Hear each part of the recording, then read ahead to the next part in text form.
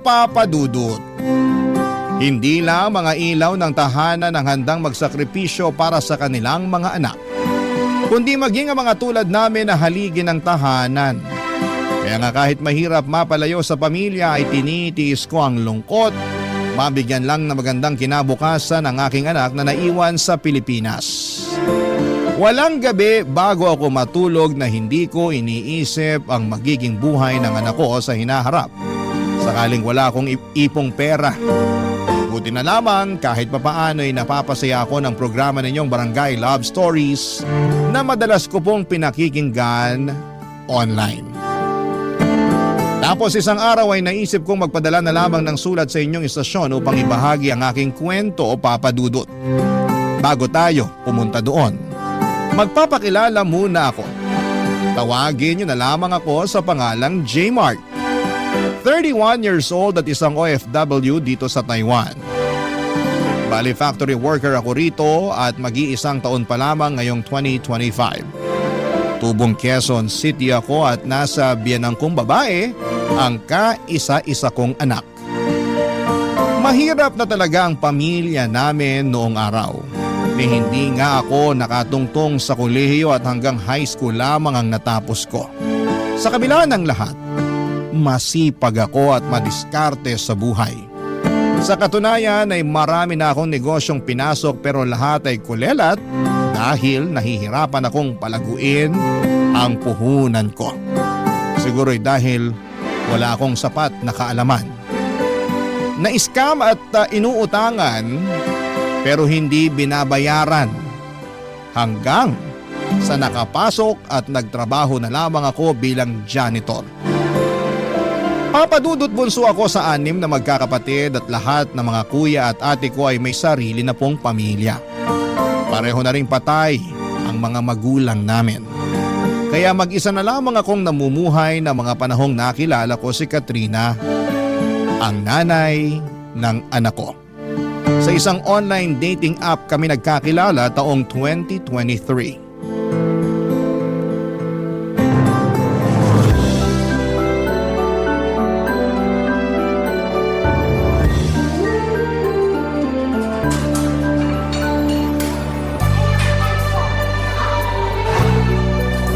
Masarap ba? Sarap ng ano? Yung burger tsaka fries na sinasawsaw mo sa ice cream. Ay, oo naman! Favorite ko tong burger pero mas panalo tong fries na sinasawsaw sa ice cream. Ngayon ko lang nalaman na pwede pala tong gawing sawsawan. Sanay lang kasi ako sa ketchup eh. Kanya-kanyang trip lang naman yan. Madalas ginagawa ko rin yan pag naaalatan ako masyado sa fries nila. Kuya ko nga pala nagturo sa akin yan. Nakita raw niya sa anak niya kaya ginaya niya. Talaga? Ibang klase na rin ang panahon natin ngayon, ano? Bata na yung nagtuturo sa mga matatanda. Pero sigurado ako na tinuruan lang din naman yung pamangking ko ng mga kalaro niya. At salamat din sa pagtuturo sa akin. Hindi kasi ako mahilig sa fries. Kasi tama ka na minsan medyo maalat talaga. Pero ngayon may pangontra na ako sa alat kapag sinawsaw sa ice cream. Mas masarap pa. Salamat ulit. Wala yun, ano ka ba? Maliit na bagay lang yun. Ang totoo, ako nga ang dapat magpasalamat sa'yo eh. Saan naman? Kasi pumayag kang makipagkita sa akin. Bakit naman hindi? Mabait ka naman. Tsaka maayos kang kausap sa chat. Sabihin na natin ganun na okay akong kausap para sa'yo. Pero ano kasi, Kasi ano? baka lang na turn off ka nung sinabi ko yung trabaho ko sa'yo. Na janitor lang ako. Unang-una, walang masama sa pagiging janitor. Pangalawa, marangal na trabaho yun. Hindi ka lang basta janitor ha, kundi janitor ka. Yung serbisyo mo kailangan niya ng isang kumpanya para maging malinis at organisado yung lugar nila. Salamat na ganyan yung naiisip mo. Nahihiya lang kasi talaga ako lalo na kung ikukumpara sa trabaho mo. Kasi nag-uopisina ka, kaya walang binatbat yung trabaho ko sa'yo.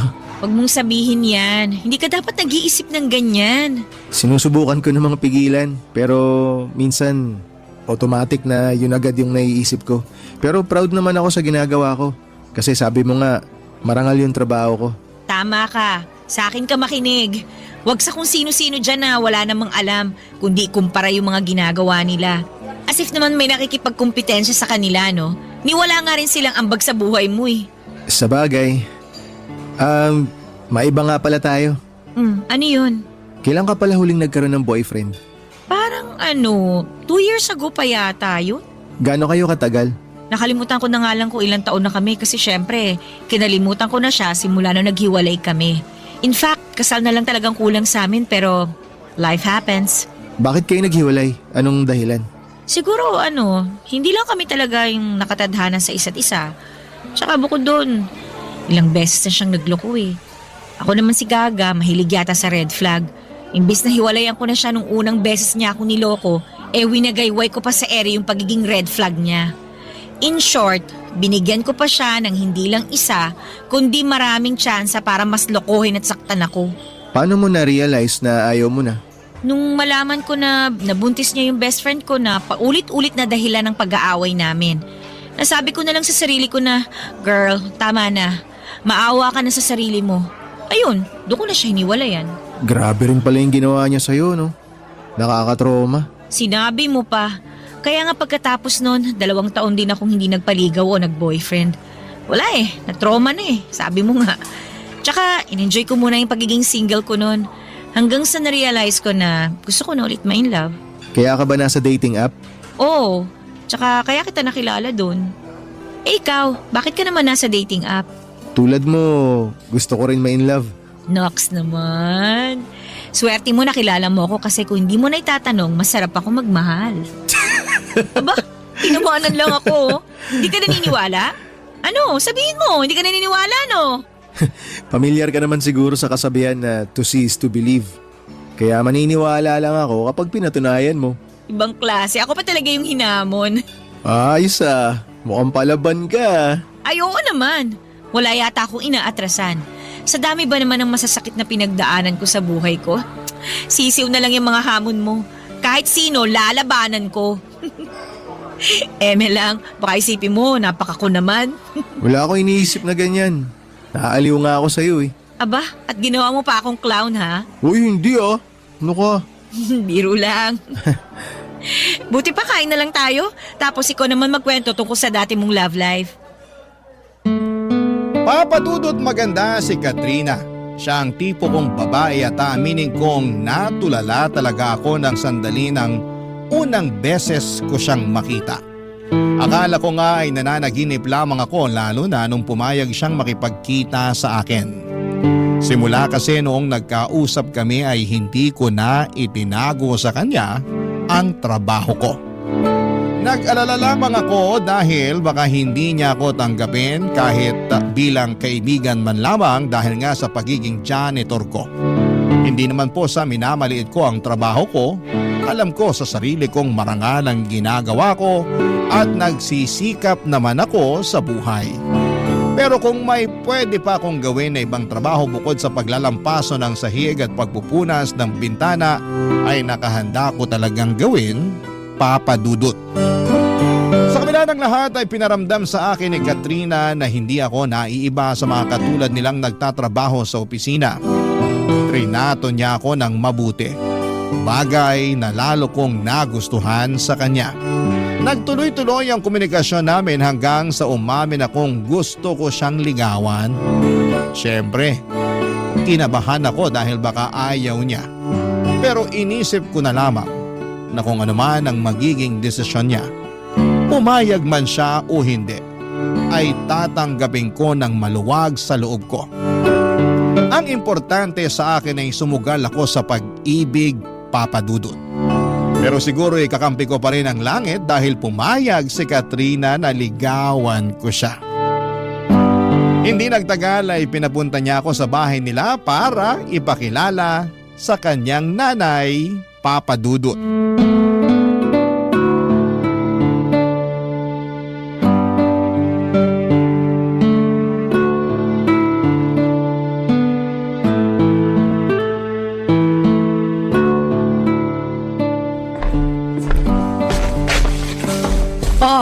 Ito na ang special banana cue ko.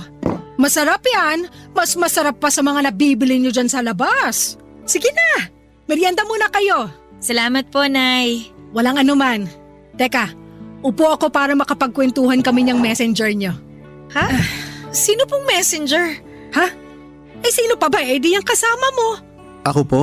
Ay oo, Ikaw lang naman yung kasama ng anak ko rito sa bahay namin ah. May iba pa ba? May iba pa ba na hindi ko nakikita?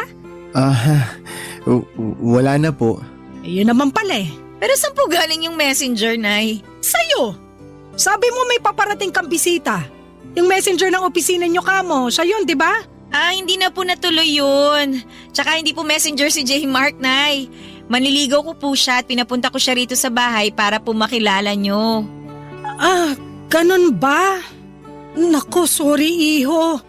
Akala ko kasi ikaw yung messenger na kanina pa hinihintay ng anak ko.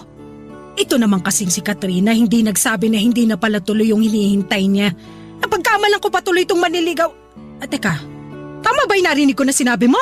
Na manliligaw ko po si J. Mark? Oo! Tama naman po. Pero bakit kayo sumisigaw, Nay? Nagulat lang kasi ako. Nagbago na ba ang taste mo sa lalaki? Po? Ano po bang pinagsasabi nyo? Ang alam ko kasing tipo mo yung maputi at saka makinis eh. Kaso tong manliligaw mo hindi naman ganun kaputian. Tingnan mo ang itim-itim ng balat. Mukha pang dry. Parang hindi nasasayaran ng lotion. Sobra naman po kayo magsalita. Totoo naman eh. Wag mo sanang mamasamain, no, J. Mark? Tama ba? Opo, tama po.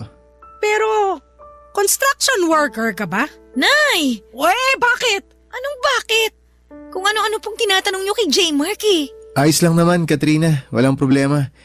Siguro gusto lang talaga malaman ng nanay mo yung trabaho ko.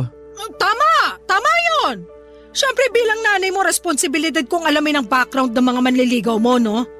Buti pa si J. Mark naiintindihan ako. Naiintindihan ko rin naman kayo. Pero hindi ko gusto yung tono at yung pagkakatanong nyo. Wala namang masama sa tanong ko. Masyado ka lang kasing sensitibo. Basta balik tayo sa'yo, J. Mark. Ano nga ulit ang trabaho mo? Curious lang ako, wag mo sanang mamasamain, ha? Hindi ko naman po minamasama. Bale, janitor po ako. Yun po ang trabaho ko.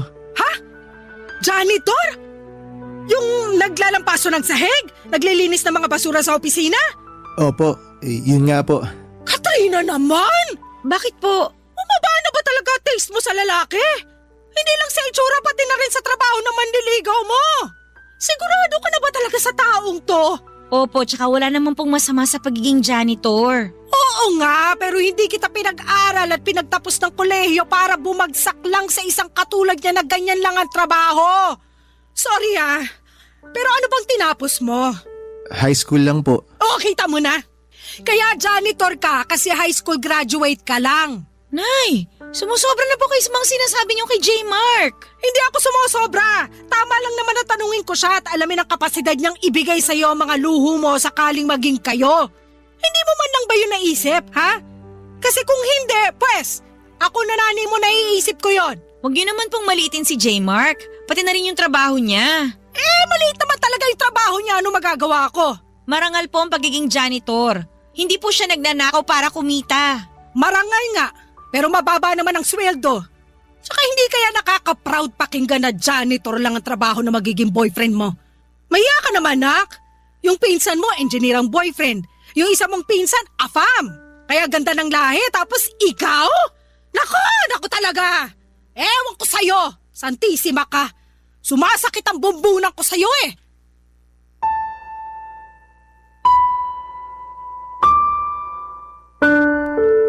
Papadudot matagal na simula nang nagka-girlfriend ako. Sa sobrang tagal na nga ay hindi ko na po maaalala. Nahihiya kasi akong makipag-date ng walang panggastos kaya hindi talaga ako pumapasok sa isang relasyon. Kaya nga inabala ko na lamang ang sarili ko sa pagtatrabaho habang nag-iipon. Pero dahil pamahal ng pamahal ang mga bilihin at paminsan-minsan ay nahihingan pa ako ng tulong ng mga kapatid ko ay nababawasan ang ipon ko. Kaya nga aaminin kong pinalaban ako ng husto sa mga sinabi ng nanay ni Katrina tungkol sa trabaho ko. Naisip ko kung kaya ko bang ibigay sa anak niya ang buhay na kinasanayan nito kung sumisweldo lamang ako ng sapat para sa akin. Papadudod para po akong binuhusan ng malamig na tubig ng mga panahong yon. Buti na lamang at nandun si Katrina para saluhin ako at ipagtanggol sa nanay niya. Matapos niyang mapansin ang pananahimik ko pagkatapos ng pag-uusap namin. Barangay Love Stories. Barangay Love Stories. Papadudot pinanghinaan ako ng loob matapos akong pagsalitaan ng masasakit ng nanay ni Katrina. Bagaman nagsorry siya sa mga sinabi ng nanay niya sa akin ay napaisip pa rin po ako kung tama pa mang ipagpatuloy ko ang panliligaw sa kanya. Pero sa huli ay na-realize ko na mahal ko na si Katrina at matagal-tagal na rin simula nang pumasok ako sa isang relasyon. Kaya alam ko sa sarili ko na wala akong hindi kayang gawin para lamang mapatunayan sa nanay niya na karapat dapat ako para sa kanyang anak. Ipinagpatuloy ko ang panliligaw kay Katrina hanggang sa sinagot na nga niya ako. Hindi nagtagal ay naging kami at makalipas lamang ang 3 buwan ay nabuntis ko na si Katrina. Plano na sana naming bumukod pero nakiusap ang nanay ng girlfriend ko na doon na lamang muna sa bahay nila kami tumira para makapag-ipon ng pera at mabantayan at maalagaan niya ang kanyang anak. Sumang-ayon kami ni Katrina sa kahilingan ng nanay niya. Kahit na alam ko sa sarili ko na makakarinig na naman ako sa nanay niya ng mga masasakit na salita. At hindi nga ako nagkamali doon, papadudot.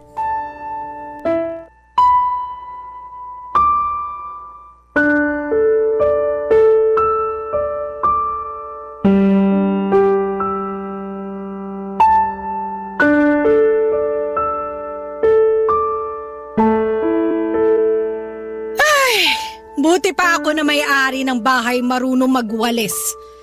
Samantalang yung iba dyan na nakikitira lang, pakape-kape lang, oh. Kapal talaga ng mukha, grabe. Nay, ako po ba yung pinariringgan nyo? O sino pa nga ba? Wala namang ibang tao rito kundi tayong dalawa lang. Excuse nga, J-Mark, ang laki mong kalat. Sobra naman po kayo magsalita. Ngayon lang naman po ako nakapagkape at nagpahinga. Hapon na. Di ba ang pagkakape sa umaga ginagawa? Hindi po kasi ako nakapagkape kanina. Naglaba po ako agad ng mga damit namin ni Katrina. Pati yung mga damit niyo po, sinama ko na. Ha? Bakit mo naman sinama pati damit ko? Para hindi na po kayo mahirapan sa paglalaba, Nay. Paano yung mga ano ko? Huwag po kayo mag-alala. Hindi ko po sinama sa mga nilabang ko yung mga ano nyo. Damit lang po talaga. Tsaka si Katrina po ang nagbukod ng mga labahan nyo. Sabi ko po sa kanya, isabay ko na para mabawasan yung mga gagawin ninyo. Nakwento po kasi sa akin ng anak nyo na madalas raw po nyong ireklamo yung balakang nyo na sumasakit pag matagal kayong nakaupo. Ganon talaga pag tumatanda pero sa susunod, huwag ka na nga magmamarunong pwede. Sinubukan ko lang pong makatulong. Hindi naman po ako nagmamarunong. Nagmamarunong ka eh. Kunwari ka pang concern sa akin at sa balakang ko pero akala mo ba? Hindi ko alam na inuuto mo lang ako? Gusto mo makuha ang loob ko para maging mabait na ako sa'yo. Maniwala po kayo o hindi ko po kayo inuuto. Pero totoo po na gusto kong makuha ang loob nyo. Di lumabas din ng totoo dyan sa bibig mo. Nay, ang ibig ko pong sabihin, gusto ko po na magkasundo tayong dalawa. Lalo na po ngayon na magkakaroon na po kami ng anak ni Katrina. Tsaka parang hindi po maganda na may galit kayo sa akin. Nakatira po tayo sa iisang bubong. Yun na nga eh. Kung bakit kasi binuntis-buntis mo pa yung anak ko. Baka akala ko jojowain mo lang. May plano ka na palang buntisin. Pareho po namin ginusto ni Katrina na magka-baby na. Tsaka nasa tamang edad na rin naman po kami, Nay. Kahit na! Para sa akin lugi pa rin sa'yo yung anak ko at ngayon yung magiging apo ko naman. Dahil po ba janitor lang ako? Oo! Hindi mo naman ako masisisi kung makwestiyon ko kung ano na lang yung magiging hinaharap sa'yo ng anak at apo ko. Hindi nga ako sigurado kung kaya kang buhayin ng sweldo mo eh. Paano mo patutustusan na mag-ina mo, Aber? Meron naman po akong konting naitatabing pera. Hindi rin po ako gastador.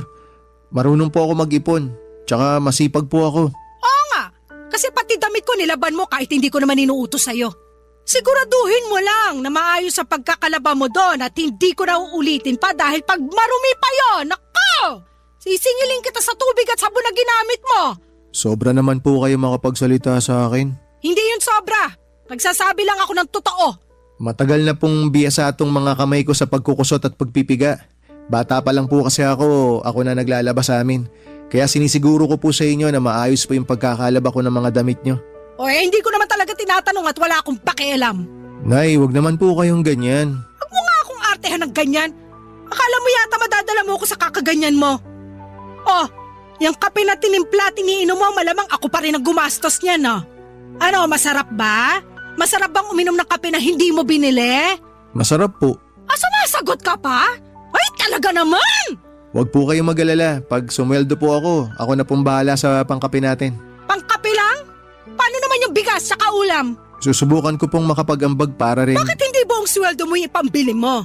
Kahit po gustuin ko, yung kalahati po kasi ng sweldo ko nakalaan sa panganganak ni Katrina. Ay nako!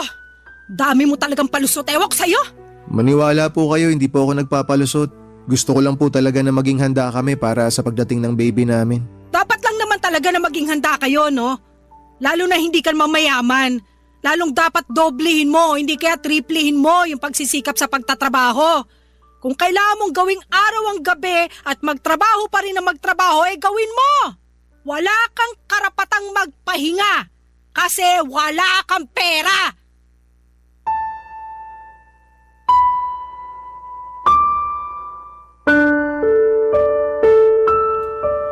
Papadudot kahit naman lalaki ako ay may damdamin pa rin ako na marunong masaktan.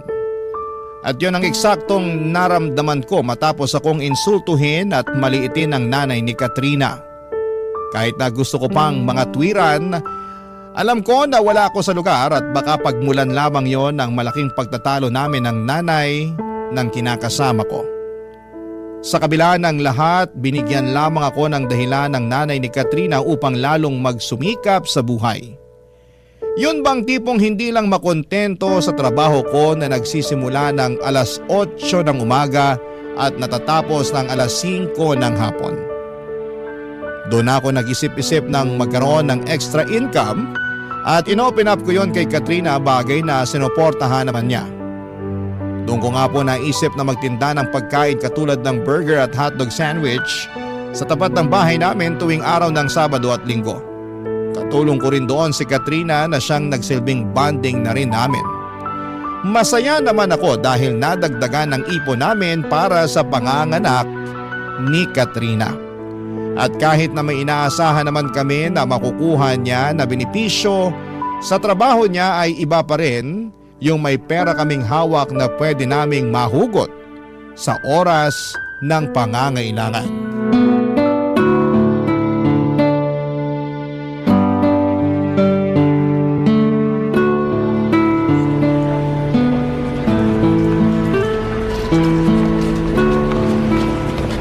Wow! Sold out na naman yung burger at hotdog sandwich natin ah.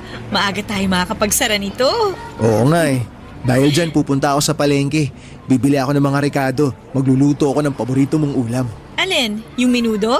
Oo, bakit? May iba ka pa bang gusto bukod sa menudo? Wala na eh.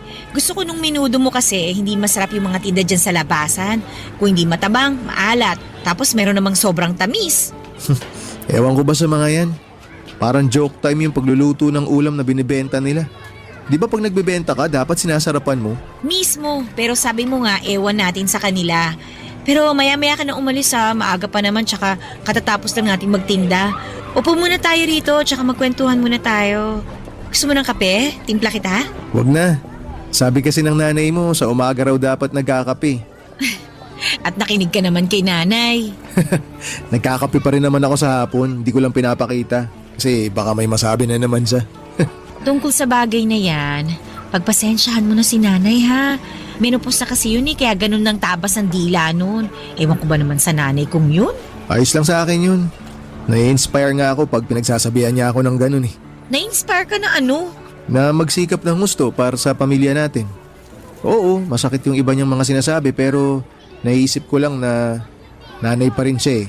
Siyempre gusto niya lang kung ano yung maganda para sa'yo. Tsaka pinangangaralan niya lang ako, yun ang tingin ko ah. Kaya nga imbis na magmukmok o magalit ako sa kanya dahil sa mga masasakit na sinasabi niya sa akin, iniisip ko na lang na yun yung paraan para mas mapalago ko pa yung sarili ko. Kaya mo ba naisip na mag-business ng hotdog sandwich at burger dito sa lugar natin tuwing Sabado at Linggo? Oo, matagal ko na rin namang sinusubukan magnegosyo pero palaging inaalat eh. Laging minamalas. Ayun, kaya hindi nagtatagal. Oo, bakit naman? Ang iniisip ko na lang baka hindi para sa akin yung mga sinimulan kong negosyo. Kaya nag-concentrate na lang ako sa pagtatrabaho. Pero buti hindi ka pa rin sumusuko, no? Sumuko saan? Sa pagninegosyo? Oo. Naisipan mo pa rin na magtinda kahit na sabi mo nga minamalas ka. Siyempre, dapat subok lang tayo ng subok.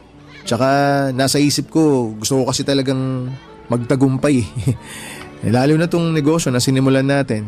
Malaki na yung pakinabang nito sa atin kung tutuusin. Extra income, sabi nga ng nanay mo. Kung hihintayin ko lang kasi yung sweldo ko, kinsenas katapusan, hindi tayo makakaipon ng malaki-laki para sa paglabas ni baby, di ba? Naiintindihan ko naman na yun talaga yung gusto mong mangyari. Yung makaipon ng malaki. Pero sana, huwag mo pa rin masyadong pagurin yung sarili mo. Na-appreciate ko naman lahat ng pagsasakripisyo mo para sa pamilya natin. Pero huwag ka namang gigil masyado. Baka kasi kumapano ka eh. Kawawa naman kami na magiging anak natin. Walang mangyayari sa akin. Malakas kaya ako. Alam ko naman yun. Pero mabuti na rin yung nag-iingat. Tsaka dapat balanse lang ang lahat. Paano ba yung balanse? Ano, yun bang may oras ng trabaho pero syempre may oras din ng pahinga. Nagpapahinga naman ako ah. Huwag kang mag-alala. Hindi ko lang mapigilan kasi na nakikita ko na halos gawin mo ng araw yung gabi. Ang sipag-sipag mo kaya, wala akong masabi kundi napakaswerte ko talaga sa'yo. Yun lang din naman kasi ang maipagmamalaki ko yung kasipagan ko. Hindi rin. Marami kang mabubuting bagay at katangian na pwede mong ipagmalaki. Una na dyan yung trabaho mo kasi marangal yun. Tsaka wala kang tinatapakang tao. Tsaka hindi ka naman tatagal ng halos 5 taon doon sa pinapasukan mo kung hindi maayos ang serbisyo mo. Totoo rin naman yan. Hindi talaga nila ako madaling mapapalitan kung tutuusin kasi maayos naman ako magtrabaho. Kaya nga dapat mong ipagmalaki yun. Yung mga janitor kasi namin sa office, nako, sandali lang. As in, 1 o 2 buwan, ibang mukha na kagad yung makikita namin. Hindi raw kasi maayos magtrabaho. Tsaka madalas inirereklamo ng mga boss, kaya tinatanggal sila sa trabaho. Pero para sa akin, kahit ano pa yung trabaho mo, basta marangal yan. Dapat minamahal mo ng husto, lalo na sa hirap ng buhay ngayon. Tama. Yung trabaho mo kasi, yan ang sumusuporta at bumubuhay sa pamilya mo. Kaya dapat lang na mahalin at irespeto mo.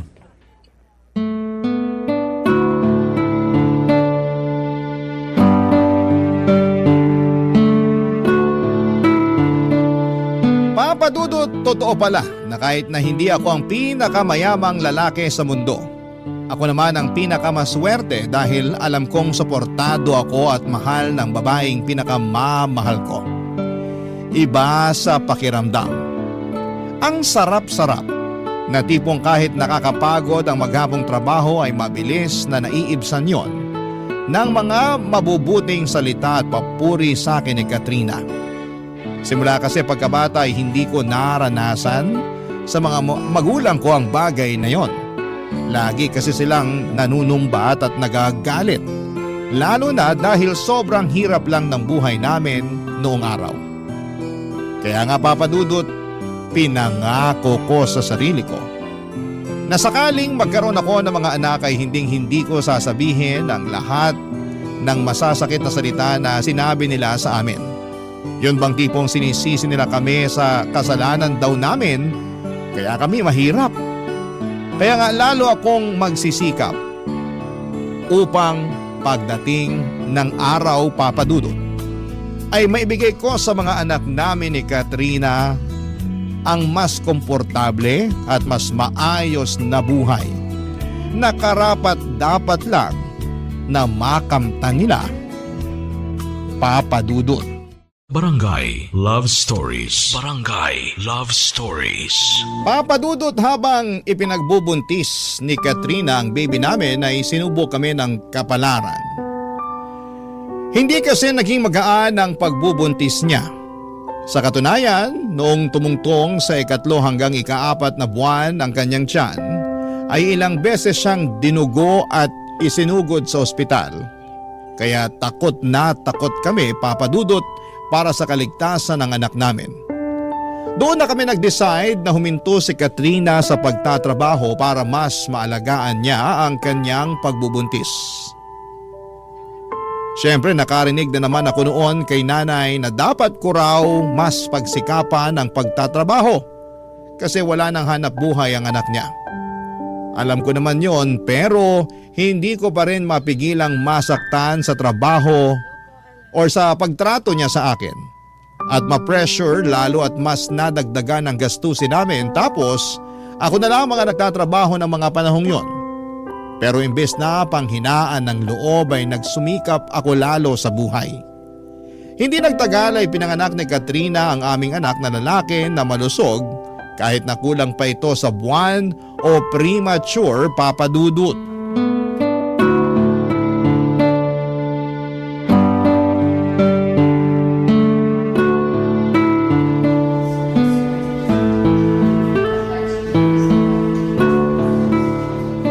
Okay ka lang ba?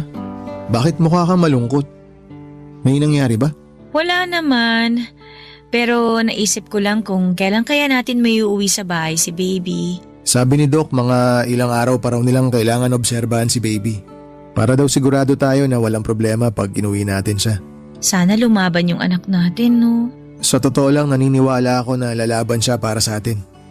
Ay, alam mo, naisip ko kasalanan ko kung bakit nagkagano ng baby natin eh. Bakit mo naman naisip yan? Pakiramdam ko kasi hindi sapat yung pag-aalaga at pag-iingat na ginawa ko. Hindi totoo yan. Nag-resign ka nga sa trabaho para mas maalagaan mo yung pagbubuntis mo di ba? Oo, pero hindi ko kagad ginawa eh. Sana nung una pa lang nag-resign na ako para mas natutukan ko yung pagbubuntis ko. Naniniwala ako na ginawa mo, na ginawa natin lahat ng paraan para mabantayan at maalagaan sa sinapupunan mo si baby. Kaya wag mo nang sisihin yung sarili mo sa nangyari. Tsaka naipanganak mo naman ng maayos yung baby natin eh. Kailangan lang talaga siyang i-monitor ng mga doktor para masiguro yung kaligtasan niya. Salamat kasi gumaan naman yung loob ko sa sinabi mo.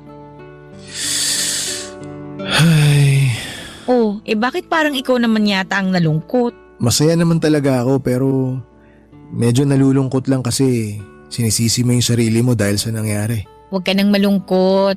Sabi mo nga ginawa ko naman lahat para maalagaan si baby, di ba? Oo, At kasama kita doon kaya hindi ko nasisisihin ang sarili ko. yan ang pinakamagandang isipin. Mas pagtuunan na lang natin ng pansin yung paggaling mo para makalabas na kayo rito ni baby sa ospital. Excited na nga ako umuwi sa bahay eh. Ako rin, gustong gusto ko na kayong iuwi. Pero pag hindi nangyari yon, ikaw nang bahala sa anak natin ha. Uy, ang pinagsasabi mo dyan? Wala naman. Gusto ko lang mangako ka sa akin na kahit anong mangyari, mawala man ako o ano, hindi mo pa rin pababayaan yung anak natin. Hindi ka mawawala. Bakit ka naman mawawala? Ewan ko. Basta bigla na lang pumasok sa isip ko eh. Hindi ako naniniwala na bigla mo na lang naisip yan. Ano ba talagang problema? Ay, sorry. Ano ka ba? Huwag ka mag-sorry. Ang pinakamaganda na gawin mo, ikalma mo yung isip mo. Tsaka pagtuunan mo ng pansin yung paggaling mo. Mapapanatag lang ako kung mangangako ka sa akin. Mangangako na ano? Naaalagaan mo yung anak natin kahit na anong mangyari. Siyempre kahit naman talaga anong mangyari, aalagaan ko yung baby natin eh. Hinding-hindi ko siya pababayaan. Pati ikaw, hindi rin kita pababayaan. Magsisikap ako ng gusto para maitaguyod ko yung pamilya natin. Salamat, J-Mark ha. O ano, okay na. Nangako na ako ha. Dapat ikaw rin mangako ka sa akin. O ano naman ang ipapangako ko? Na magpapagaling ka. Naaalagaan mo yung sarili mo para lumakas ka. Para sa amin ng anak mo. Kasi marami pa akong pangarap kasama kayo ng baby natin. Hindi ko kakayanin kung may isa sa inyo mawala sa akin. Walang mawawala sa amin, no?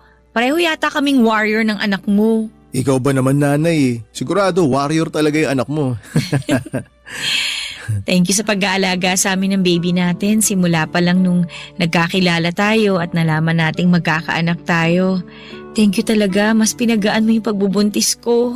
Hindi mo kailangan ipagpasalamat sa akin yun kasi masaya ako na alagaan ka. At ngayon, responsibilidad ko na yun bilang padre de pamilya. Kaya asahan mo na gagawin ko ang lahat para maalagaan kayong dalawa ni baby. Pangako yan. Ang swerte-swerte ko talaga sa'yo. Tama talaga yung desisyon ko na tanggapin yung panliligaw mo at sagutin ka. Alam ko na kasi na magiging mabuting tatay ka sa anak natin eh. Salamat at naisip mo yan. Sa totoo lang, matagal ko na rin talagang pangarap maging tatay. At ngayon natupad na. tinupad mo yung pangarap ko. Tinupad mo rin naman yung pangarap ko na maging nanay sa anak natin kaya salamat talaga. O siya, ituloy na lang natin tong mahabang usapan na to. Basta ang pinakagawin mo, magpagaling ka. Ha? Pagka nakalabas na kayo rito ni baby, kung pwede, pasyal tayo sa beach. Gusto ko yan. Alam ko talaga na gustong gusto mong pumunta sa beach, kaya tutuparin natin yan. Kasama ang baby natin.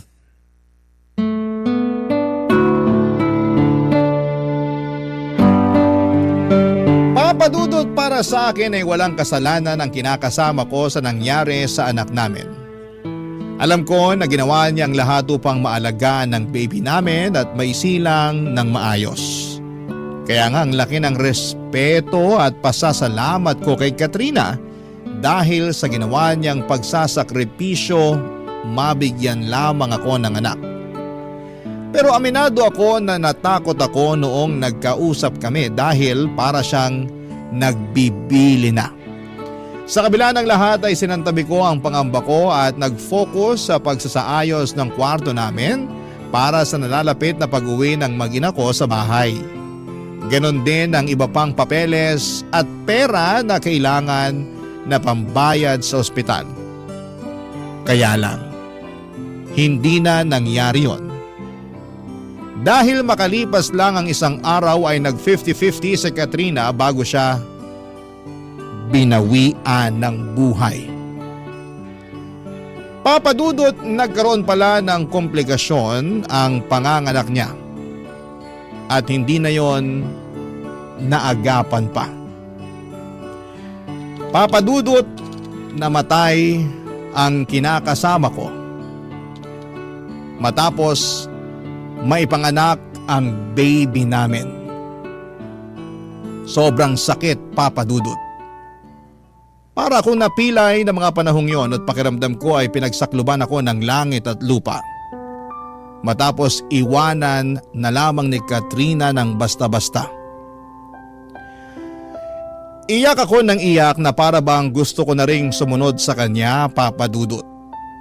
Hindi ko akalain na maglalaho ng ganong kabilis ang lahat ng mga pangarap namin. Ang sakit, lalo't plano ko na yayain siyang magpakasal kapag nakarecover na siya sa panganganak. Pero alam ko na hindi na yon mangyayari pa. Ilang araw, Papadudot, pagkatapos ng libing ni Katrina ay mas lalo akong nalugmok dahil sa matinding kalungkutan.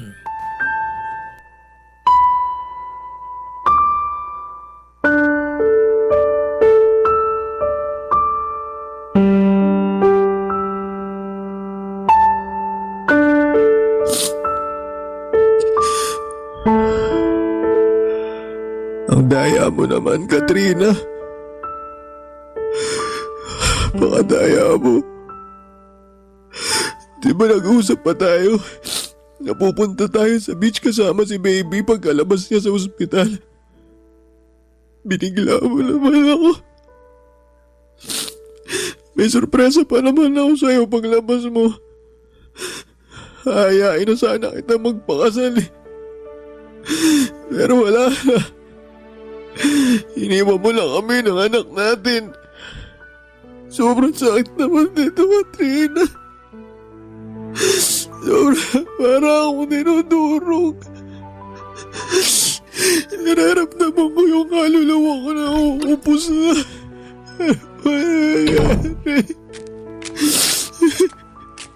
J-Mark, Nay, kayo pala. anong ginagawa mo rito sa labas? Malamok ko. Buti hindi ka pinapapak dyan. Okay lang naman po ako. Hindi ko po iniinda yung mga kagat ng lamok sa sobrang sakit po ng nararamdaman ko. Pwede ka magsabi sa akin. Makikinig ako. Hindi ko po alam kung paano mag-uumpisa eh. Basta ang alam ko lang po para akong nadudurog dahil sa pagkawala ni Katrina. Hindi ko po alam ang gagawin ko. Kung paano pa po ako magpapatuloy dahil sa nangyari. Wala namang madali pero hindi mo yung kailangan gawin mag-isa. Nandito ako. Kahit naman paano, anak na rin ang turing ko sa'yo. Salamat po, Nay. Tungkol doon sa mga hindi natin pagkakaunawaan, wala na sa akin yun. Simula nung namatay ang anak ko, pinagsisihan ko na lahat ng mga kasalanan ko sa'yo. Pati na rin yung mga masasakit na salita na paulit-ulit kong sinabi sa'yo nun. Pasensya ka na talaga ha. Kasi masyado ako naging sakit ng ulo mo. Hindi naman po kayo naging sakit ng ulo ko. Siguro, sakit lang po sa tenga kasi naninigaw po kayo parati. Sobra ka naman. Pero pasensya ka na talaga. Ayos na po sa akin yun. Hindi naman po ako nagtatanim ng galit eh. Hindi po ako nagtanim ng galit sa inyo kasi nanay kayo ni Katrina. Tsaka, kung tutusin, mas lalo po akong na-inspire na magsikap sa pagtatrabaho para mabigyan ng magandang buhay yung mag-ina ko. Na kahit ganito lang ako, hamak na janitor at tindero ng burger at hotdog sandwich, may pagmamalaki nila ako. Alam mo, lagi kang pinagmamalaki sa akin ni Katrina. Wala siyang ibang bukang bibig kundi, Nay, ang galing-galing ni Jmar kasi ganito, ganyan. Na napakasipag mo raw, kulang na lang gawin mong araw ang gabi. Madalas nga lang siyang nag-aalala sa'yo. Kasi parang hindi ka na raw marunong magpahinga. At totoo naman dahil nakikita ko sa'yo yung kasipagan. Kaya nga nahiya talaga ako nun sa sarili ko dahil kung ano-anong masasakit na salita ang sinabi ko sa'yo. Hindi lang pagkatao mo ang hinamak ko kundi pati na rin ang trabaho mo. Siguro kasi masyado lang akong nag-alala para sa anak ko. Kaya lang maling-mali pa rin na pinanghimasukan ko yung buhay niya dahil pareho na rin kayo na nasa tamang edad. Huwag niyo na pong isipin yun. Napatawad ko na po kayo tsaka marami rin naman po ako natutunan sa inyo. Salamat, Nak. Hayaan mo, babawi ako sa'yo, sa inyo ng anak mo. Hindi ko kayo pababayaan hanggang nabubuhay ako. Tsaka nangako rin ako kay Katrina. Naaalalayan ko kayo ng apo ko sa abot ng makakaya ko. Salamat po, Nay. Malaking bagay po sa akin na nandiyan kayo kasi aminado ko na. Wala po talaga akong alam sa pagiging tatay. Hindi nga po ako masyado marunong magpalit ng diaper ng baby namin. Mali-mali po ako sa pagtitimpla ng gatas. Tsaka marami pa po akong kinatatakutang gawin kasi baka masaktan ko po si baby. Kaya nga nandito ako. Ako na muna ang bahala sa apo ko habang nagtatrabaho ka. At kapag day off mo naman, edi tuturuan kita para merong ka ring alam. Sa ganung paraan man lang makabawi ako sa'yo. Maraming salamat po talaga kasi kahit wala na si Katrina, hindi niyo pa rin po kami pinabayaan ng anak namin. Oo naman. Pamilya tayo eh. Tsaka baka pag ginawa ko yun, gabaan ako ng langit sa pagiging masamang lola. Ayoko mapunta sa impyerno pag namatay ako. Ano ba kayo, Nay? Hindi pa kayo mamamatay. Huwag niyo pong sabihin yan. Siyempre hindi pa. Masamang damo yata ako. Nay, maraming salamat po ulit ha. Walang anuman. O siya, baka gusto mo nang pumasok kasi masyado ng maraming lamok dito. Kanina pa ako kinakagat eh. Ay, sige po. Pasok na po tayo. Baka biglang magising si baby tapos wala ako sa tabi niya. Yun nga rin ang naisip ko. Kaya tara na sa loob.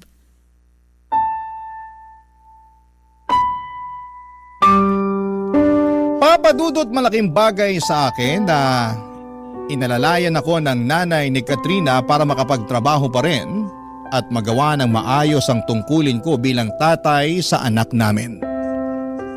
Kung ako lang kasi ay baka mahirapan ako lalo na at kailangan din ako ng baby namin. Mga ilang buwan ko rin na inaral ng husto lahat ng turo sa akin ni nanay mula sa pagpapadede kay baby, pagpapalit ng diaper, pagpapaligo hanggang sa pagpapadighay. At isa lamang ang masasabi ko. Lahat yon ay hindi madali.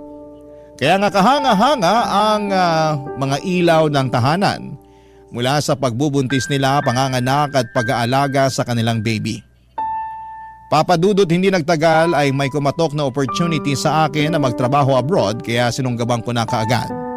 Ang plano ko lang ay tapusin ang 3 taon kong kontrata rito upang makapag-ipon ng pera na pangnegosyo sa Pilipinas, tapos ay uuwi na ako para makasama ko na ang baby ko. Nangako naman sa akin si nanay na babantayan niya at aalagaan ang anak ko hanggang makauwi ako. Kasama niya sa bahay nila sa Quezon City ang pinsang babae ni Katrina na binibigyan ko na lamang ng allowance para meron ding panggastos. Kahit na mahirap mapalayo sa anak ko, ay wala kong hindi kayang gawin. Mabigyan ko lamang siya ng magandang buhay sa hinaharap. Nasa bawat patak ng aking pawis at luha dito sa ibang bansa ay inspirasyon ko siya. At dala-dala ko sa puso ko ang pangako sa nanay niya na aalagaan siya at itataguyod hanggang sa aking huling hininga. Alam ko kung nasaan man si Katrina ngayon ay proud na proud siya sa akin dahil kinakaya kong magpatuloy kahit na mahirap simula nang mawala siya. Hanggang dito na lamang po ang sulat ko, Papa Dudut. Maraming salamat sakaling mapili po ninyong i-ere ang istorya ng buhay ko. Sana'y marami akong na-inspire na mga kabarangay natin sa kwentong ibinahagi ko. More power and God bless sa Barangay Love Stories. Ang inyong kapuso at kabarangay forever, J. Mark. Dear Papa Dudut, ako nga pala si Rosie, 25 years old, isang babaeng pinaasa at patuloy na umaasa. Nakilala ko sa isang dating app si Dom, 40 years old na siya, maganda ang tindigan niya at malakas talaga ang appeal. Kaya naman mabilis din lamang akong na-fall sa kanya, Papa Dudut. Halos isang buwan kaming nag-usap online bago kami nag-decide na magkita na. Pinaghandaan ko yon, Papa Dudut, bumili ako ng magandang damit at sapatos. Napabili na rin ako ng mahahaling pabango. Nagpa-facial ako at nagpakulay pa ng buhok ko. Ganon ako kainteresado kay Dom. Alam kong masyado pang maaga noon para malaman kung siya na talaga ang nakatakda para sa akin. Pero gusto ko siya na talaga, Papa Dudut.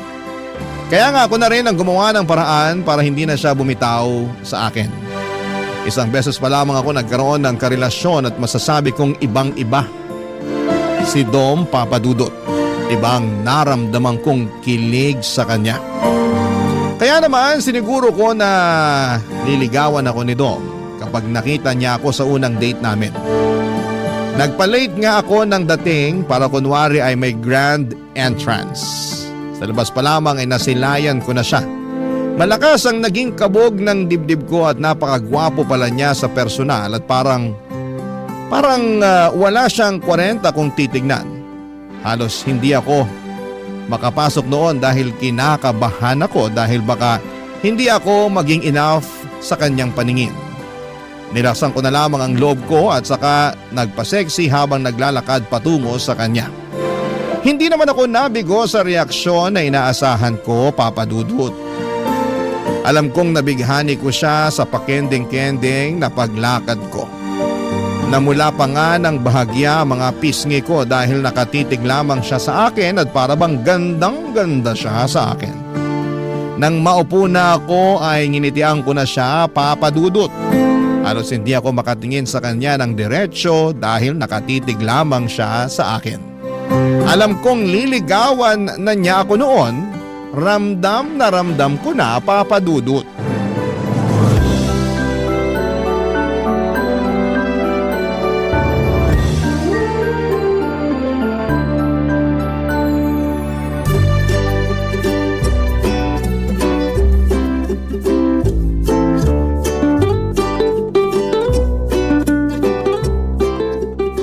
Tumal ngayon ah. Kanina pa walang customer. Dapat ganitong oras, dagsana mga tao. Ganun talaga. Di lahat ng araw mabenta tayo. Meron talaga yung ganito, walang katao-tao. Wala na ngang katao-tao, pati boses mo wala rin kabuhay-buhay. Malungkot kasi ako. May nangyari ba? Meron. Ayoko nga sana mag-duty pero di naman pwede. Pwede kang magkwento sa akin. Para kahit paano, gumaan naman yung loob mo. Ay, di niya na kasi ako kinakausap eh. Ha? Sino? Sino pa ba? Eh di yung kinukwento ko sa'yo nung nakaraan. Yung lalaki na nakilala ko sa clan. Yun ba? Akala ko di na kayo nag-uusap nun. Sabi mo pa nga nakakatamad siyang kausapin, di ba? Oo, nung una. Pero mali pala ako. Buti na lang nireplyan ko pa rin yung text niya. Binigyan ko ng chance na makilala siya ng husto. Pero sabi mo hindi ka na niya kinakausap, di ba? Oo. Kailan pa? Nagsimula nung isang araw tapos hanggang ngayon.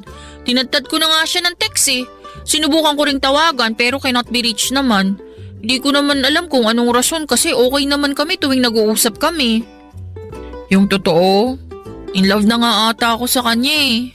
Patay tayo dyan. Baka naman naramdaman niyang in love ka na sa kanya kaya di na siya nagparamdam. Ganun ba yun? Minsan, oo.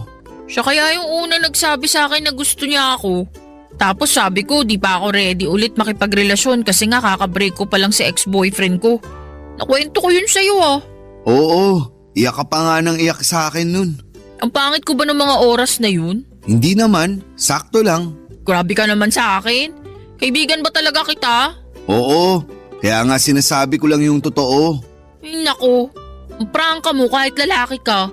Wag mo nang ibayin yung usapan. Anong sabi niya nung sinabi mo hindi ka pa ready makipagrelasyon ulit? Willing to wait daw siya. Pero hindi nawala yung sweetness niya. Yung pagiging caring at thoughtful kagaya nung una. Kaya na-inlove na rin ako. Sinabi mo ba yan sa kanya? Sasabihin ko pa lang sana kaso hindi na nagre-reply eh. Tapos hindi ko na matawagan number niya. Palagay mo, may nangyari kayang masama sa kanya? Hindi ko alam pero palagay ko niloko ka lang niya. Hindi totoo na in love siya sa'yo. Talaga? Bakit naman niya gagawin yun wala naman siyang mapapala sa akin? Hindi ko alam pero malay mo, ginawa ka lang niyang pampalipas oras. Tapos nung nagsawa na siya, di ka na niya nareplyan. Nagkita na ba kayo? Hindi pa. 2 linggo pa lang naman kami nag-uusap eh. 2 linggo pa lang naman pala. Makaka-move on ka rin doon. Paano mahal ko na nga siya. OA man kung tutuusin pero kahit na sandali pa lang kami nag-uusap at hindi naging kami, broken hearted na ako. Hirap sa'yo, dali mong magtiwala sa mga lalaking nakaka-text mo. Mabait kasi sila sa akin at alam mo naman type ko 'di ba? Sweet, caring, thoughtful. Kaya lang kayong mga lalaki talaga sa una lang kayo magaling eh. Oh, wag mong latin. Okay sige, pwera sa'yo. Saka sa mga tatay natin. Pero yung iba ganun na lahat. Ay, pakiramdam ko tuloy. Magkakasakit ako kasi broken hearted ako. Kung totoong mahal ka niya at kung para kayo sa isa't isa, babalik yun. Pag hindi, hayaan mo na lang siya. Sana nga ganun lang kadali yun.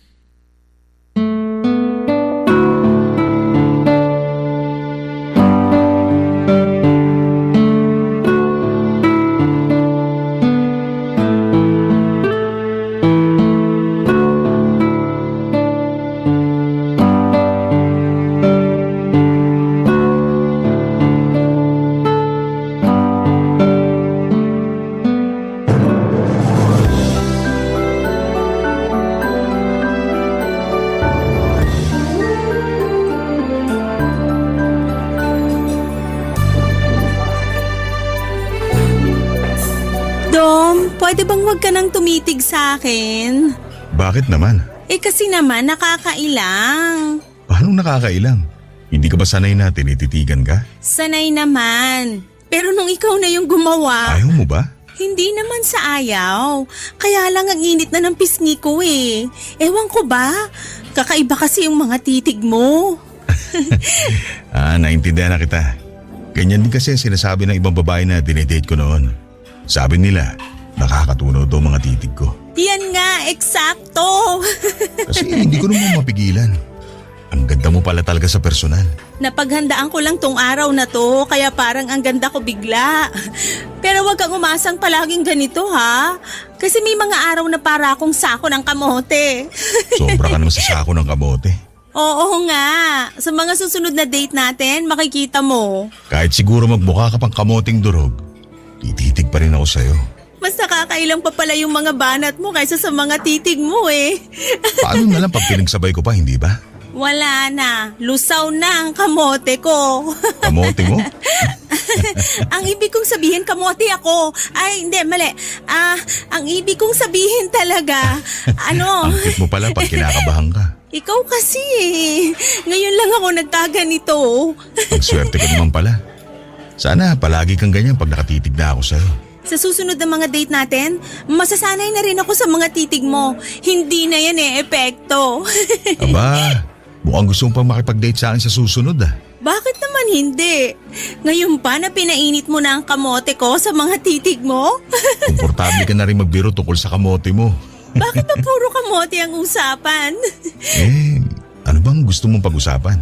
Gusto kong pag-usapan ko ng relationship status mo. Madali lang yan. Single na single ako. Ako rin. Parehas tayo. Meron ka pa bang ibang gustong malaman sa akin bago tayo umorder? Dali na, bang hindi pa ako gutom. Kailan mo naman ako liligawan? Ang bilis mo naman tanungin yan ha. Mukhang matagal mo nang pinagplano na itanong sa akin yan no. Hindi naman. Kaya lang gusto ko lang malaman syempre para alam ko kung saan ako lulugar. Lumugar ka lang dyan sa harapan ko para matitigan pa kita. Hindi pa ako sawa sa ganda mo eh. Uy, umiiwas sa tanong ko.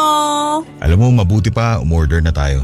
Bigla akong ginutom sa kagandahan mo. Sige, order na tayo. Pero kapag busog ka na, sasagot ka na ha. Tignan natin kung mabubusog ako ng pagkain dito. Kapag hindi, sa susunod ka na bumawi ng tanong. Okay, hindi naman ako nagmamadali. Willing to wait ako palagi sa pagkain at sa'yo na rin.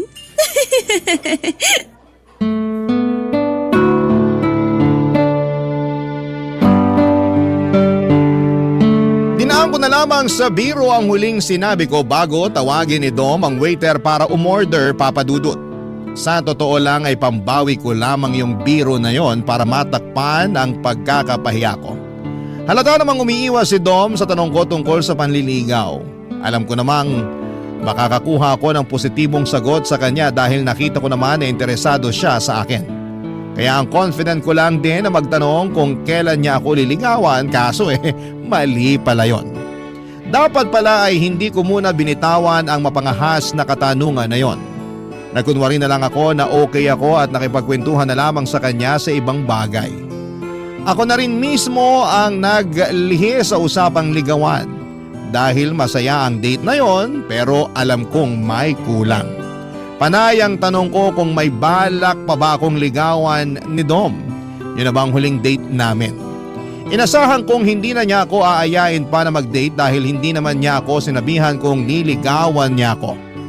Pero makalipas ang 1 linggo ay inaya ulit niya akong mag-date. Nagkaroon muli ako ng pag-asa kahit papaano. Pero hindi na ako nagtanong pang muli, Papa Dudut. Hahayaan ko siyang magkusang magsabi sa akin na nililigawan na niya ako. Nakailang dates na rin kami pero bigo akong marinig sa kanya kung niligawan ba niya ako o hindi. Nangangati na akong tanungin sa kanya kung ano ba kaming dalawa. At doon ko nga napatunayan na sa hirap palang maging babae talaga, Papa Dudut. Hindi ka makapagtanong kung ano ang namamagitan sa inyong dalawa dahil napapangunahang ka ng hiya. Pero alam kong kailangan ko ng alamin bago pa ako mahulog sa kanya ng mas malalim. Sa sumunod na date namin ay naglakas ako ng loob na magtanong sa kanyang muli, Papa Dudut.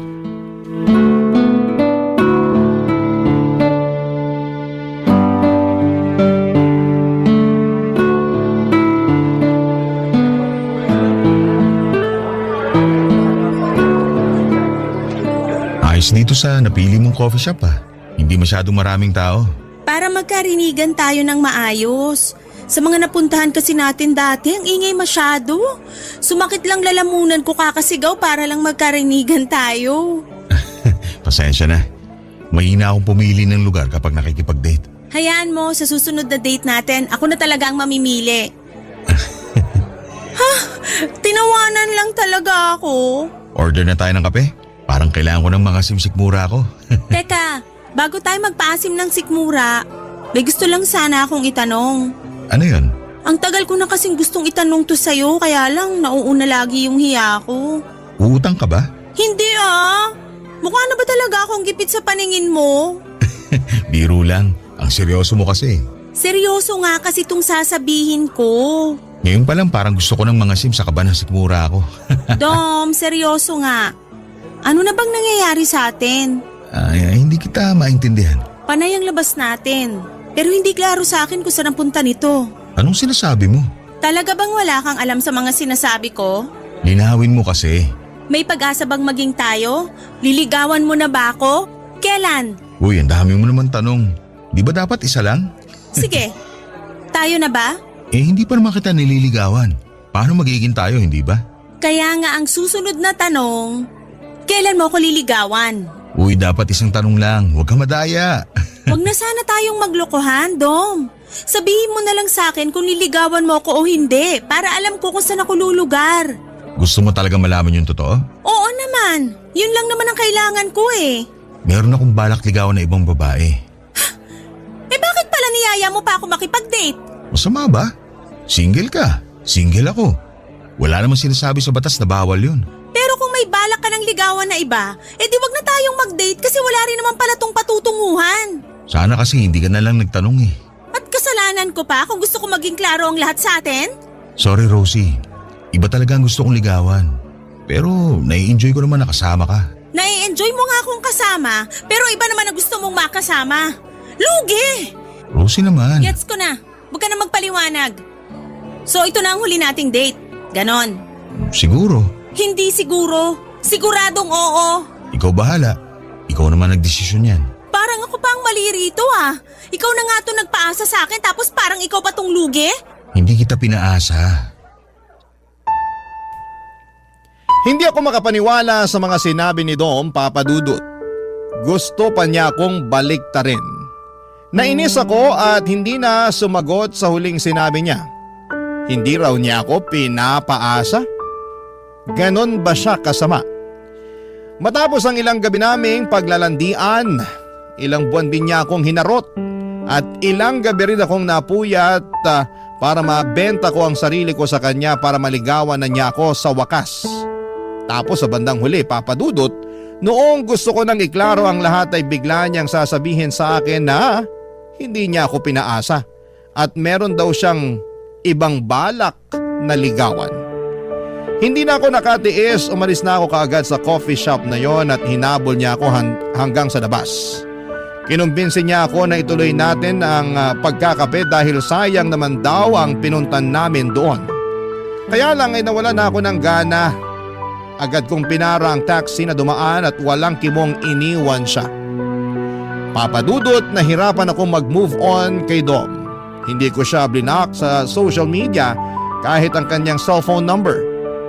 Alam kong merong parte pa rin sa puso ko na gusto kong marinig sa kanya na ako ang pipiliin niyang ligawan. Pero matapos nga ang pag-uusap naming dalawa ay hindi na siya muling nagparamdam pa sa akin. Doon ako mas lalong nasaktan dahil alam kong hindi niya ako gusto talaga, Papa Dudut. Sa pagdaan ng mga araw ay sinikap kong makalimot sa kanya at ang hirap pala talagang mag-move on kahit na wala kayong nasimulan. Kasi lagi kang aasa sa closure kung saan ka ba nagkulang. Kung bakit hindi kanya nagawang piliin kahit na harap-harapan ka namang nagpakita sa kanya ng interes. Ano pa bang kulang sa akin?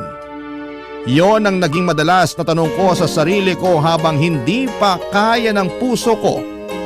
Nakalimutan siya matapos niyang magpaasa sa akin. Barangay Love Stories. Barangay Love Stories. Mahirap man, Papa Dudut, pero tiniis kong hindi magparamdam kay Dom. Kahit miss ko na siya. Alam kong marupok ako sa kanya. Malaking tulong na nga rin na hindi na siya tuluyang nagparamdam sa akin. Para mabilis ako makaiwas na maging marupok. Sa pagdaan pa ng mga araw ay may mga sumubok na manligaw sa akin. Hinayaan ko naman sila na patunayan ang mga sarili nila. Pero parang may kulang, Papa Dudut. Parang hindi naman ako masaya sa piling nila. Tuwing nakakasama ko ang mga ibang manliligaw ko ay parang lagi ko lang na ikukumpara na mas masaya noong kasama ko si Dom at kami ang nagde-date. Kaya wala ring napuntahan ang mga panliligaw nila sa akin at binasid ko na lamang sila kesa mapaasa ko lang sa wala. Talagang si Dom ang gusto ko pa rin. Pero klaro na sa akin na hindi niya ako gusto. Hanggang isang araw, nagulat na lamang ako nang biglang tumawag si Dom sa akin. Hindi ko sinagot dahil naunahan ako ng kaba na humalo pa sa kilig. Ibang panginginig ko noon at hindi ko alam kung sasagutin ko ba o hindi. Pero mas nangibabaw ang kagustuhan kong muling marinig ang boses niya. Nang sinagot ko ay nagpanggap akong busy at hindi na siya naaalala pa. Hanggang sa bigla niya akong inayang mag-date dahil na-miss daw niya ako. Lihim akong kinilig sa sinabi niya, Papa Dudut. Inaisip ko na baka may chance na kaming dalawa. Kaya nung inaya niya akong mag-date ay hindi ako agad nakatanggi.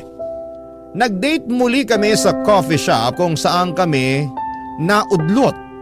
Baka naman sa pagkakataong yun ay matuloy na maayos ang coffee date naming dalawa, Papa Dudut.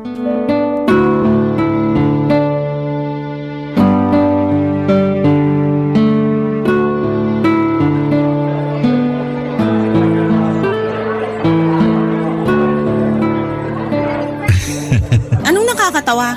Parang kailan lang nandito tayo sa coffee shop na to, nagtatalo. Kasalanan mo kasi. Oh, tawa lang uli. Hindi lang ako makapaniwala na mabibigyan mo ulit ako ng second chance. Naglakas loob lang talaga akong tawagan ka. Kahit napakiwari ko, hindi ka pa natatauhan. Hindi pa nga. Pasalamat ka na lang talaga. Thank you ah. Ang tibay ng helmet mo. Akala ko mapapahiya na ako eh. So ano bang ibig sabihin itong date natin ngayon? Ano bang gusto mo maging ibig sabihin ng date natin ngayon? Ayan ka na naman ah. Mukhang red flag ka na naman sa akin. Joke lang. Ano ba?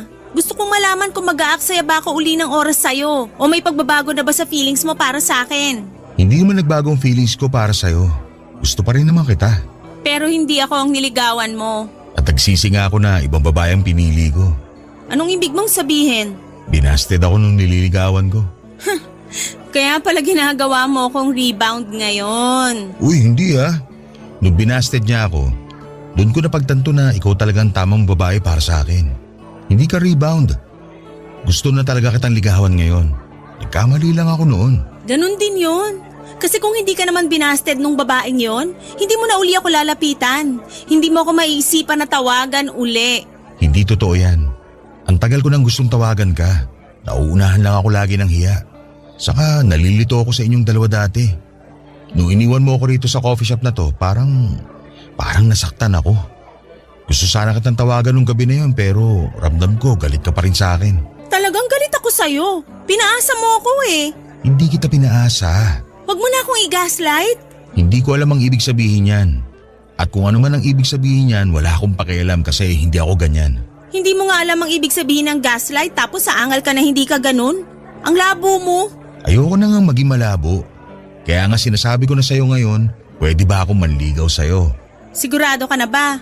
Oo naman. Baka isang araw bigla mong ibabalita sa akin na liligawan mo na uli yung babaeng yon. Hindi na mangyayari yon. Ayoko na ron. Hindi niya deserve ang pagmamahal ko. Sa'yo lang to dapat. Alam mo talaga kung paano ako mahuhuli eh. Effective pa rin pala ang charm ko sa'yo ha. Hindi naman kasi nawawala yun. Eh di, pahay ka namang paligaw sa akin. Paano kung pahirapan ko yung panliligaw mo sa akin para makaganti lang ako sa pagpapaasa mo nun? Hindi kita pinaasa. Paulit-ulit na lang. Pinaasa mo nga ako. Huwag mo nang i-deny. Oo na lang para matigil ka na.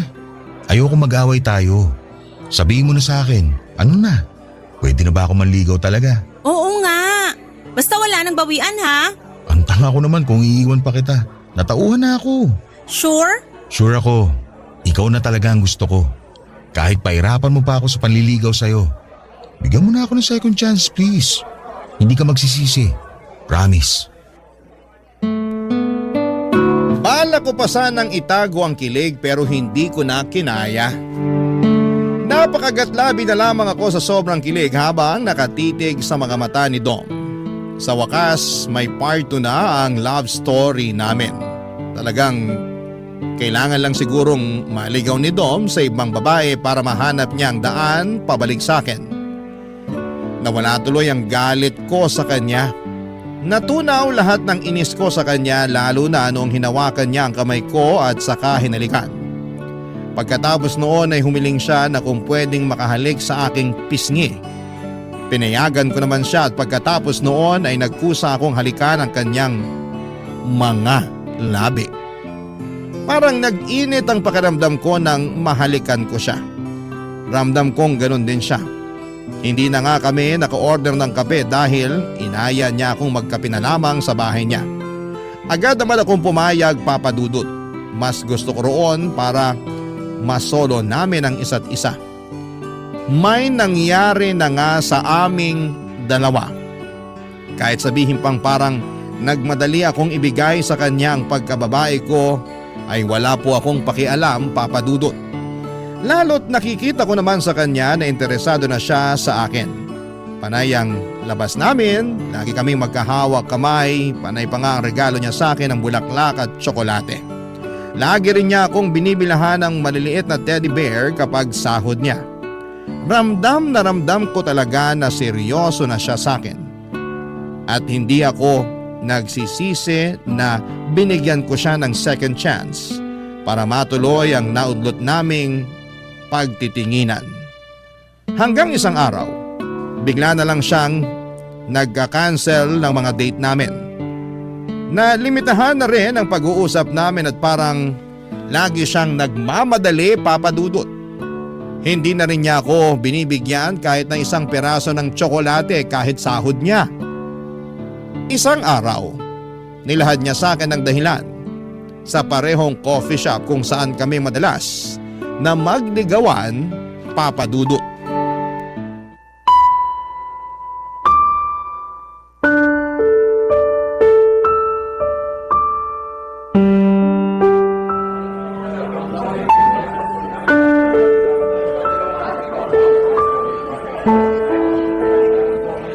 Mabuti naman at pumayag ka na makipagkita sa akin. Nakakatampo ka na ah. Pasensya ka na talaga, Rosie. Okay ka lang ba? Oo naman. Okay pa ba tayo? Oo. Bakit biglang nabulol? Nabigla lang ako sa tanong mo. Ako nga tong nabibigla sa mga reaksyon mo eh. May problema ba tayo? Wala naman. Naging busy lang talaga ako. Dati ka pa naman busy, pero nagagawa mo pa rin akong pansinin. Ngayon parang wala na ako sa'yo eh.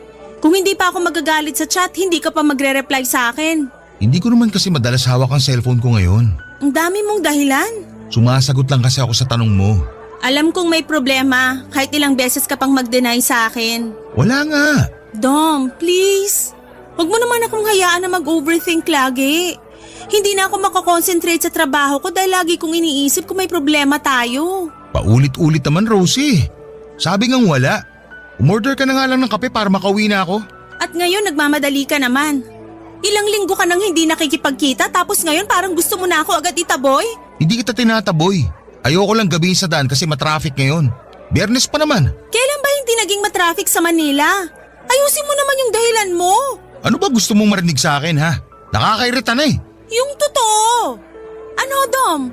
Ayaw mo na ba sa akin? May gusto ka na bang ligawan na iba? Wala akong ibang gustong ligawan. Pero paano ko? Itutuloy mo pa rin ba yung panliligaw sa akin? Ay, nako. Bumuntong hininga pa talaga. Ayaw mo nang manligaw sa akin? Nahihirapan ka na bang mapasagot ako? Kasi kung naiinip ka na, pwede na kitang sagutin ngayon. Hindi mo kailangan gawin. Mabuti na lang din at nabanggit mo yan kasi parang gusto ko munang ihinto panliligaw ko sa'yo. Ano? Parang hindi pa itong tamang oras para manligaw ako. Mabuti na lang talaga at hindi mo pa ako sinagot. Baka kasi gusto mo nang manligaw sa iba. Katulad ng ginawa mo sa akin noon. Hindi ganun ang sitwasyon ngayon. Naisip ko lang na hindi ko pa kaya na magkaroon ng karelasyon. Bakit biglang nagbago ang desisyon mo? Imposibleng walang third party to. Ang lala naman ang pagdududa mo sa akin. Alam ko nagkamali ako noon. Pero hindi na ako umulit manligaw ng iba habang naliligaw ako sa'yo. Ano ngang dahilan kung bakit naisip mo bigla na hindi ka pa pwedeng makipagrelasyon? Kasi limited lang ang budget ko. Ano ba namang rason yan? Hindi naman kita nare-require na gastusan ako. Pwede namang manligaw kahit wala ng tsokolate, teddy bear o bulaklak. Sapat na sa akin yung magkape lang tayo at magkasama. Kahit nga kape, medyo tagilid eh. Kailangan kong mag-ipon kasi bala kong bumili ng bahay at lupa sa probinsya namin. Para may matira naman ng mga magulang ko. Kung ganun, susuportahan naman kita dyan. Pwedeng pansamantala, ako munang gagastos sa mga date natin. Wala kang ilalabas kahit ano. Kahit sa bahay mo lang tayo mag-date palagi para hindi ka na mamasahe palabas. Ako nang bahala. Wala pa naman ako masyadong responsibilidad sa pamilya ko kaya okay pa na ikaw munang pagkagastusan ko. Hindi mo kailangan gawin yan. Mag-ipon ka rin para sa'yo. Huwag mo akong gayahin. Tignan mo ako. 40 na pero wala pa rin ipon. Tapos ngayon parang huli na. Saka naman ako nagkukumahog para magkaroon ng pera. Rosie, marami pang iba dyan. Makakahanap ka pa ng ibang lalaki na paninindigan ka. Ano pa bang laban ko kung tinapos na niya, Papa Dudut? Kung ayaw na niya. Napatahimik na lamang ako at hindi ko na alam kung tatayo na ba ako para umalis ng walang paalam. Hindi naman ako makaiyak dahil nahiya akong ipakita yon sa kanya. Ayokong makita niya na mahina ako dahil lang sa pag-iwan niya sa akin. Hinawakan niya ang kamay ko at sinabing gusto niya talaga ako pero kailangan niyang gumawa ng sakripisyo para sa pamilya niya. Pinilit ko siyang unawain dahil pamilya naman niya yon. Masakit lang kasi na sa ikalawang pagkakataon ay pinili niyang bitawan ako para sa iba. Para matakpan ng sakit, umorder na lamang ako ng kape para sa aming dalawa. Sinabi kong libre ko na para tulong na rin sa kanya. Hindi naman siya pumalag, Papa Dudut. Iyon ang huling kape naming dalawa. Tahimik lamang kami habang inuubos ang kape at panayang tingin ko sa mga pumapasok na magkakadate sa coffee shop na yon. Nakaramdam po ako ng pait. Bakit masaya sila at kami hindi? May malas ba sa coffee shop na yon kaya palagi kaming natatapos doon ni Dom. Pero doon din kami nagsimulang magligawan. Naging masaya rin kami habang nasa coffee shop na yon. Hindi ko dapat sisihin ang lugar. Dapat kong sisihin ang sarili ko na umasa kay Dom na sa ikalawang pagkakataon ay forever na kami. Mali pa rin pala talaga. Hindi ko na inubos ang kape at nagpaalam na ako kay Dom. Naiwan si Dom sa coffee shop na yon, tumayo na lamang ako at walang lingong lumabas. Barangay Love Stories. Barangay Love Stories. Papa Dudut, mas naging mahirap ang pag-move on ko dahil na-experience ko na kung paano magmahal si Dom. Matagal kaming nagligawan kaya ang tagal bago ko natanggap na tapos na kami bago pa man kami makapagsimula.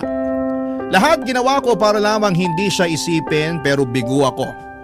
Hindi ko alam kung nagayuma ba niya ako para mahumaling ako ng ganon sa kanya. Panayang iyak ko sa tuwing sasapit ng gabi at matatapos ang pagpapanggap ko buong araw. Hindi ako okay at tanggap ko yon. Panayang dasal ko na sana'y matapos na lahat ng nararamdaman ko para kay Dom. Pero natagalan bago ako sumapit doon. Ilang buwan na ang lumipas pero hindi pa rin ako handa at ang puso ko nakalimutan siya, Papa Dudut. Alam kong siya pa rin pero wala na akong magagawa kundi tuluyan na siyang bitawan. Sa pagdaan pa ng mga araw, medyo gumaan naman kahit papaano ang nararamdaman ko. Unti-unting nawawala na yung sakit. Nakakayanan ko na rin sa wakas at nabawasan na ang mga gabing umiiyak ako. May mga araw na rin na nakakalimot na ako sa pangalan niya.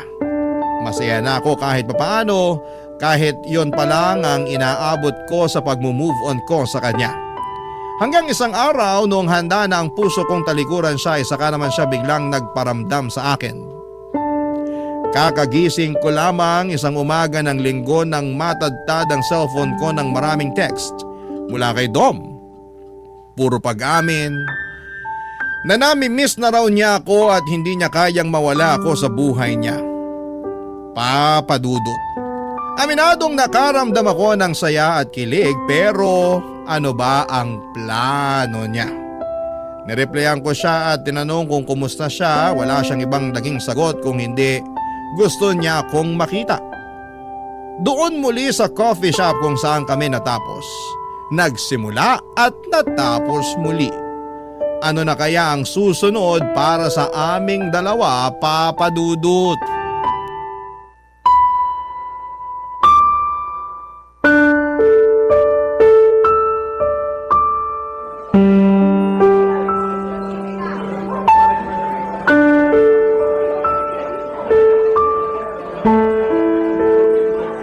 Diretsahan na.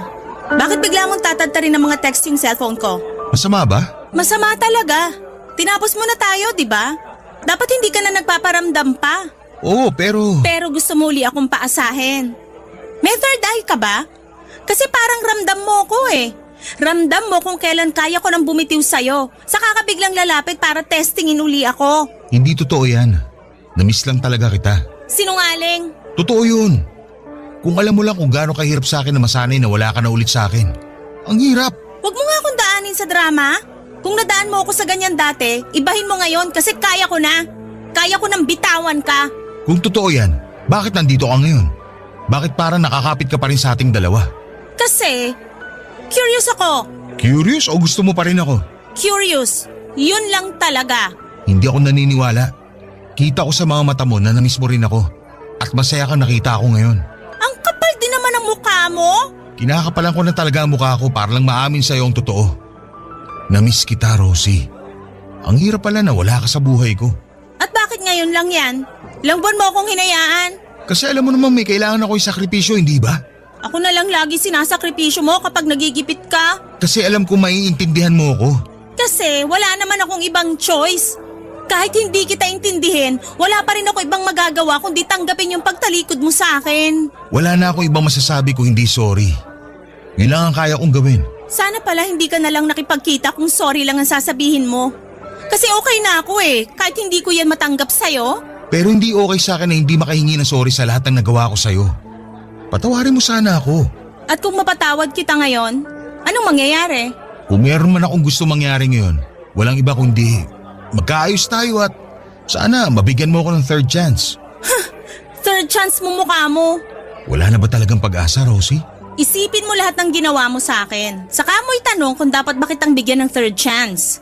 Alam ko mahirap na pagbigyan mo ako ulit ngayon. Pero makakasiguro ka na hindi magiging mali ang desisyon mo kapag bumalik ka sa akin. Natuto na ako. Na-realize ko na hindi ko kayang wala ka. Tapos iiwan mo uli ako kapag may gulo na naman sa buhay mo. Hindi na mangyayari yun. Kung may problema man ako, hindi na ako bibitaw. Natuto na nga ako. Ayoko nang mahalin ka, Dong! Nakakainis ka! Halika nga rito! Yakapin mo ako! Ibig sabihin, pasado na ako sa third chance? Ayaw mo yata eh! Gusto, syempre. Gustong gusto ko.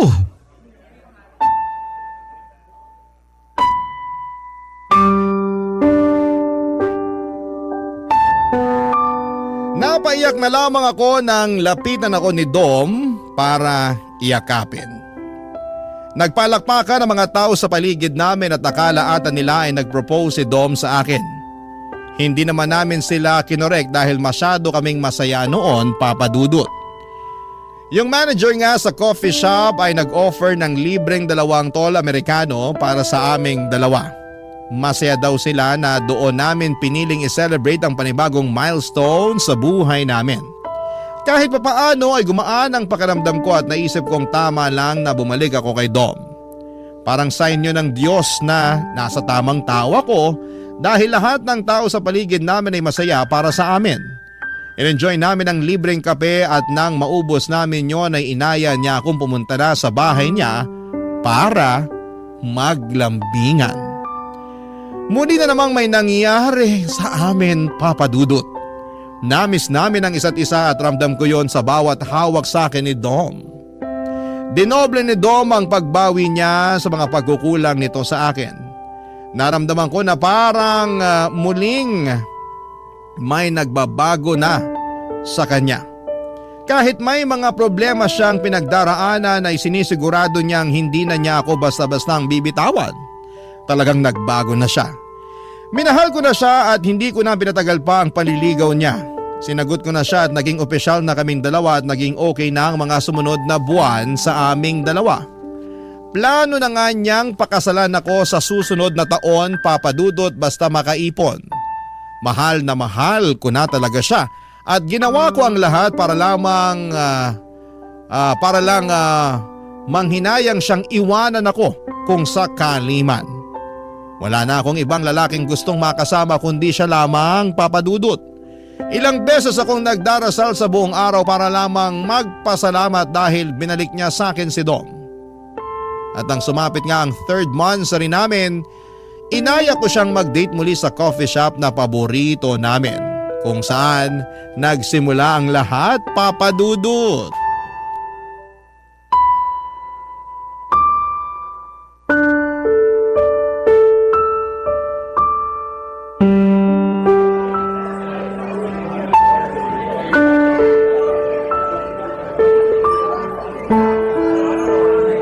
Bakit ngayon ka lang?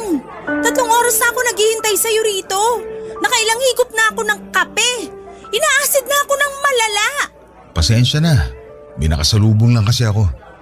Nagkakwentuhan kaya hindi ko na namalayan ng oras. Gaano ba ka-importante sa'yo yung taong yon para makalimutan mo yung oras ng date natin? Sorry na nga eh. Babawi na lang ako sa'yo ngayon. Ginagalit mo ako eh. 3rd monthsary pa naman natin. Ilang sorry pa ba ang kailangan kong sabihin, Rosie? Oh, bakit parang nabaligtad yung sitwasyon? Bakit ikaw naman tong galit? Ako nga to naghintay sa'yo rito at munti ka nang maging diabetic dahil sa dami ng cake na nilantakan ko, wag lang mapaalis sa mesa na to. Bakit kasi ganyan ang atake mo sa akin? Kararating ko lang binungangaan mo na kagad ako. Sana inintindi mo muna ako. Kasi pinaghintay mo ako eh. Minsan lang naman ako na-late sa mga lakad natin. Minsan nga lang pero tinaon mo pang monthsary natin. Alam mo, ayoko makipag-away sa'yo. Aalis na lang ako. Teka, sorry na. Nainis lang ako kasi kanina pa kita gustong makasama. Eh di yan ang sabihin mo.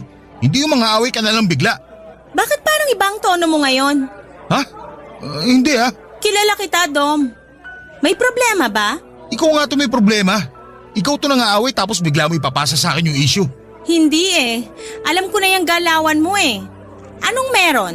Sige, maging tamang hinala ka na naman. Alam mo, mabuti pa. Maghiwalay na lang tayo. Dom? Sino ang nakamit mo kanina? Bakit? Ayokong maging tamang hinala. Pero hindi ka naman kasi ganyan dati. Mahaba ang pasensya mo sa toyo ko. At hindi ka basta-basta nakikipaghiwalay maliban ngayon. Dom, umamin ka. Anong nangyari kanina habang wala ka rito? Wala nga. Huwag mo nga pairalin yung toyo mo. Nakakairita na eh. Bukas na lang tayo mag-usap pag kalmado ka na. Alis muna ako. Dom, please! Mag-usap tayo! Kinakabahan ako sa'yo! Alam mo, ayoko sa lahat yung masyado naghihinala. Maghiwalay na lang talaga tayo. Ayoko na. Bakit ang bilis mong umayaw? Anong nangyari kanina, Dom? Anong nangyari? Rosie, ayoko na. Narealize ko ngayon na hindi pala talaga kita gusto. Napatunayan ko na lang na tama ang feelings ko nung binungangaan mo ako. Anong nangyari, Dom? Sabihin mo sa akin. Hindi ka magdedesisyon ng biglaan kung wala lang. Gusto mo talaga malaman ng totoo? Oo. Naalala mo yung niligawan ko dati? Yun ang busted sa akin? Yung babaeng pinili mo kaysa sa akin? Siya yung kasama ko kanina. Ano na naman to, Dom? I'm sorry, Rosie. Ayoko na maging unfair sa'yo. Mahal ko pa rin pala siya. Dom, ilang beses mo ba akong gaganituhin? Huli na to. Babalik na ako sa kanya. Liligawan ko ulit siya. At kapag binasted ka na naman niya? Hindi niya na ako binasted, Rosie. Sabi niya pwede ko na siyang ligawan. Kasi type na rin daw niya ako.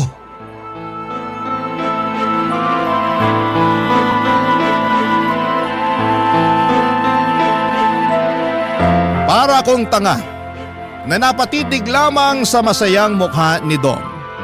Ganon lang ba yon, Papa Dudut? Kapag naisipan niyang bumalik sa iba, ako naman ang bibitawan niya at ako naman ang kawawa. Ako na naman ang sinakripisyo niya.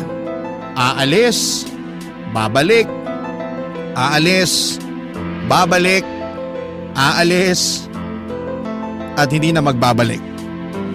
Ang pangit ng pattern naming dalawa, aminin kong parte ako ng kasalanan kung bakit siya umaabuso ng ganon sa akin. Dahil alam niyang patay na patay ako sa kanya at kahit na anong mangyari ay babalikan ko siya. kapag naisipan niyang kumatok ulit. Pero hindi na sa pagkakataong yon. Ayoko na. Hindi na tama.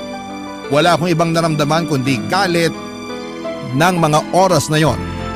Kinuha ko ang kapeng nasa mesa, tumayo ako at sakay binuhos yon sa ulo niya. Pasalamat siya at malamig na ang kape at nang hinayang ako na sana ay pinainit ko muna yon bago ko ibinuhos sa kanya makaganti lamang.